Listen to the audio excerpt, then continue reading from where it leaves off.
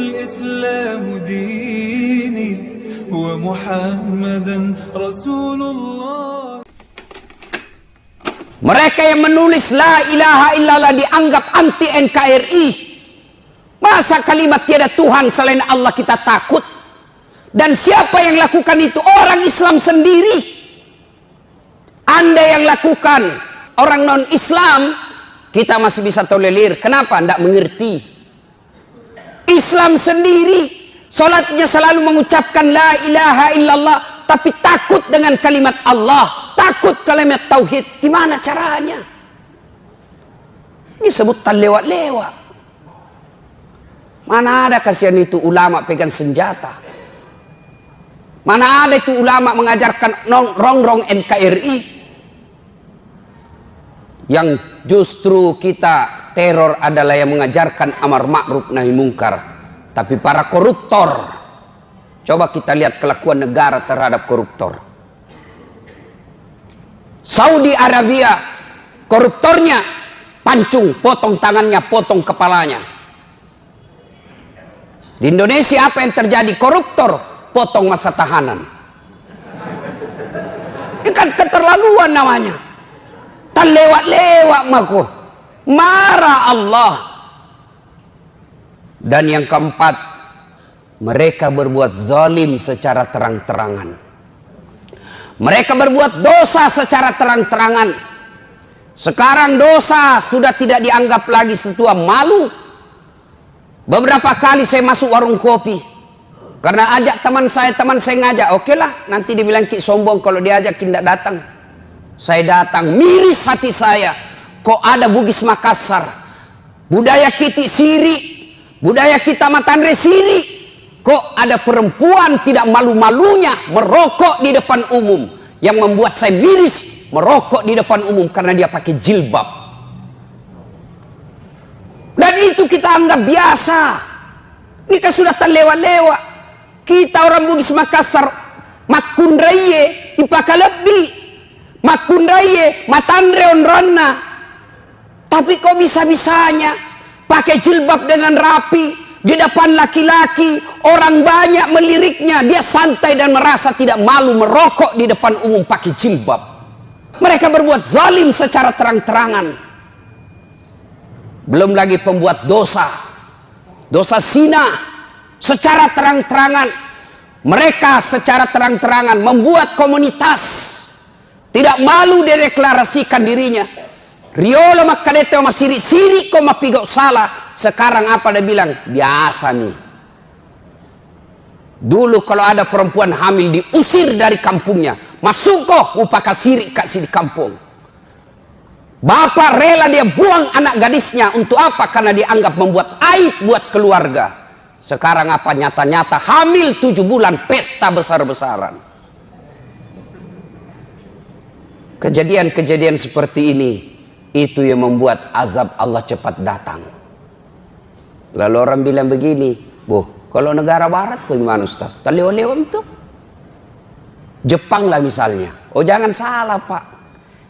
Jepang itu, saya sudah berapa kali ke sana, akhlaknya tinggi Pak. Tidak ada tukang tipu. Pejabatnya baru dituduh korupsi, mundur dan bunuh diri.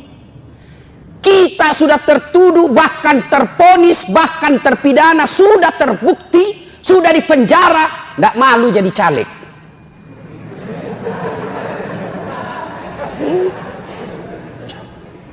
Apalagi kita lihat negara kita, bandingkan negara Eropa, barangkali yang banyak dosanya dibanding Indonesia. Oh, jangan salah Pak, mereka banyak dosanya tapi cerdas, punya teknologi yang bisa mengantisipasi bencana alam.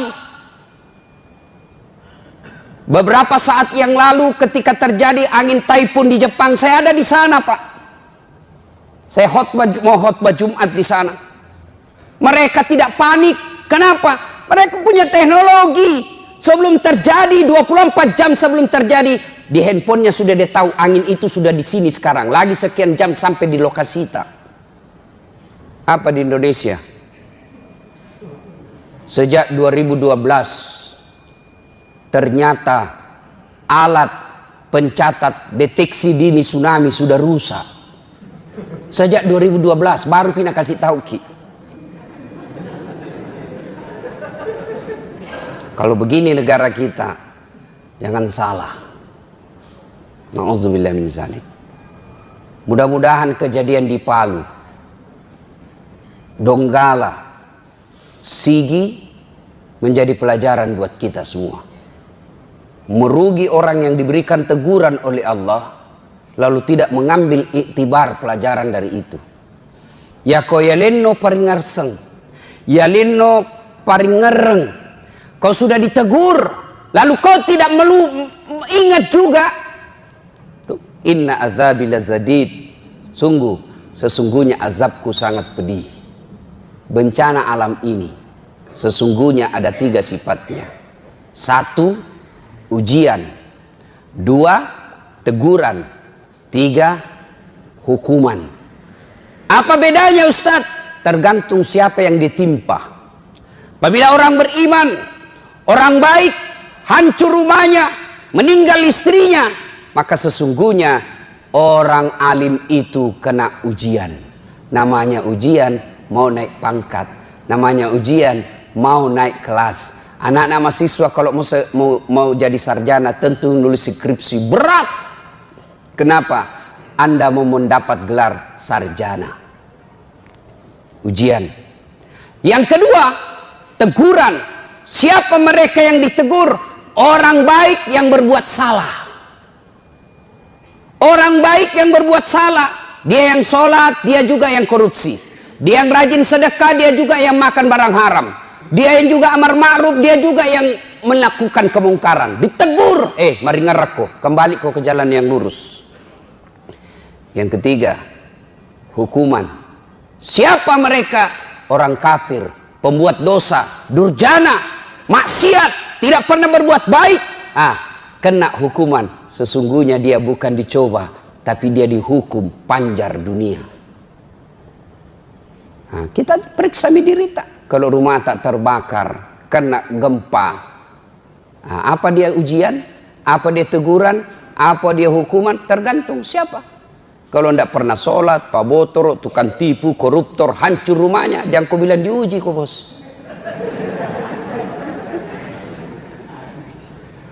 Sidang Jumat yang saya muliakan, tidak ada hal yang sia-sia di sisi Allah. Gempa, bencana, saudara kita yang ditimpa di Sulawesi Tengah, sesungguhnya faedahnya 1, ladang sabar bagi mereka yang kena musibah. Bagi mereka yang kena musibah, ini ladang amal. Berat, sakit hati, menderita, karena memang hadiahnya sungguh luar biasa. Apa? Innallaha ma'as-sabirin. Allah bersama orang-orang yang sabar. Sabar, Allah bersama kita. Kena musibah, hancur rumah, keluarga berantakan, tapi sabar. Dia hanya mengucapkan inna lillahi wa inna ilaihi rajiun. Segalanya datang dari Allah, segalanya akan kembali kepada Allah. Saya sabar, maka hadiahmu apa? Bersama dengan Allah. Bapak saja bersama gubernur kita sudah selfie-selfie. Kirim semua teman, saya lama gubernur. Ini bersama dengan Allah. Yang kedua, hikmah dari ini kita mengambil sisi positifnya. Introspeksi diri buat bangsa Indonesia. Mari ngerak kok bos, aja minta liwat-liwat. Dan yang ketiga, bagi kita yang tidak kena seperti orang di Makassar ini, apa faedahnya? Faedahnya adalah uji kesetiakawanan sosial. Mana mitian teriak-teriak selama ini, saya NKRI, saya Pancasila. Buktikan itu. Dengan cara apa? Mari gotong royong membantu mereka. Ladang amal buat kita untuk toleran, untuk saling tolong menolong, membantu mereka meringankan bebannya.